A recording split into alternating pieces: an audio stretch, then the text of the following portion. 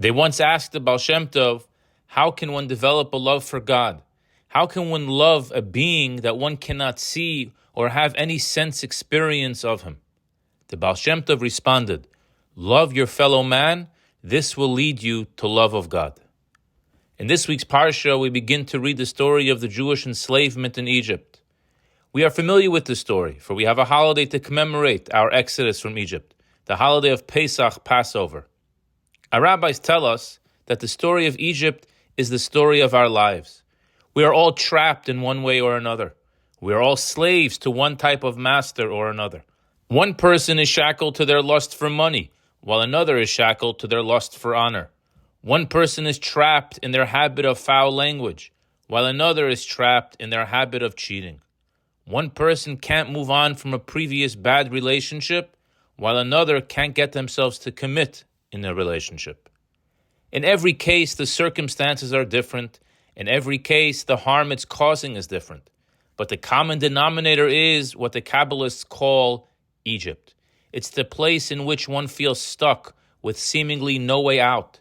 It's the times in life when we are in darkness and don't seem to have a flashlight. We just feel trapped. We are in Egypt.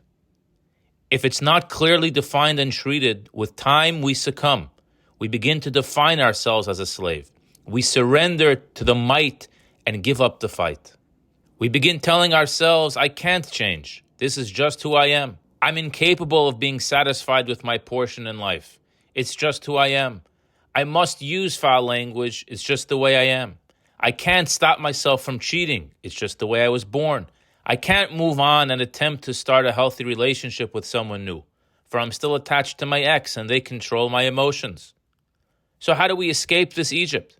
How can we actually become the best version of ourselves and not settle for slavery? We all want meaning in life. We all want fulfillment, and God gave us the freedom to find that meaning. God gave us the freedom to choose. From the moment we left Egypt, no one can take this freedom away from us, but we can still deny it from ourselves. In his book of Tanya, the Alter Rebbe writes that people who do not wish to put forth the effort to modify their character traits may say, I was born that way. But the truth is that, and I quote, it is an inborn capacity that the intellect can be master over the emotions. Hamoyech shalit al halev. The ability to change is an inborn trait. In fact, it is the most significant distinguishing feature between man and other living things. A person who denies his ability to alter his character is lowering himself to a subhuman level. Our dignity should not allow us to do this. If through exercising my capacity of love by showing love to another fellow man, it leads me to love God, then perhaps this is the prototype to help us engage with all good feelings and disengage from the negative ones. Having trouble finding joy in your life? Go participate and celebrate in someone else's joyous occasion, and you will find joy in your own life. Going through a really difficult time where you feel trapped and don't know where to turn? Go out and help someone else who is going through a rough time, and you will escape from your own hardships. For me to get up and to give of myself to someone else is a decision that only I can make. When living through our own personal suffering, we don't feel like helping others. We may not even feel capable of helping others. We say, first let me get my own home in order, and only then I can try and help someone else get theirs in order. While this certainly makes sense, it's certainly words of reason. Nevertheless, it may be incorrect. The Baal Shem Tov teaches us that sometimes it works the other way around. My get-out-of-jail card is hidden in someone else's pile of garbage. Help them sort out their garbage, and you will find your own card.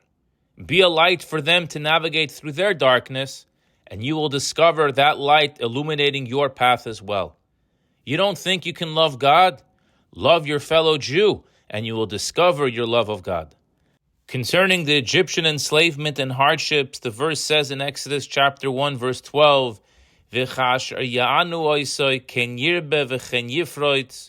but as much as they would afflict them, so did they multiply, and so did they gain strength. No one can do it alone.